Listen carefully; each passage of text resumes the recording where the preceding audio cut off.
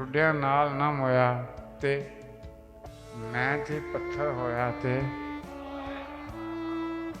ਠੁੱਡਿਆਂ ਨਾਲ ਨਾ ਮੋਇਆ ਤੇ ਮੈਂ ਜੇ ਪੱਥਰ ਹੋਇਆ ਤੇ ਖੋ ਪੈਂਦੀ ਨੂੰ ਸਮਝੇਗਾ ਤੇਰਾ ਪੁੱਤਰ ਰੋਇਆ ਤੇ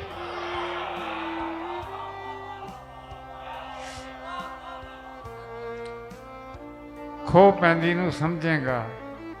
ਤੇਰਾ ਪੁੱਤਰ ਰੋਇਆ ਤੇ ਬਾਤ ਪਤੇ ਦੀ ਦੱਸੇਗਾ ਇਹ ਜੇ ਪਾਗਲ ਹੋਇਆ ਤੇ ਬਾਤ ਪਤੇ ਦੀ ਦੱਸੇਗਾ ਇਹ ਜੇ ਪਾਗਲ ਹੋਇਆ ਤੇ ਲੈ ਬਈ ਸਜਣਾ ਅੱਜ ਤੋਂ ਬਾਅਦ ਮੈਂ ਤੇਰੇ ਲਈ ਮੋਇਆ ਤੇ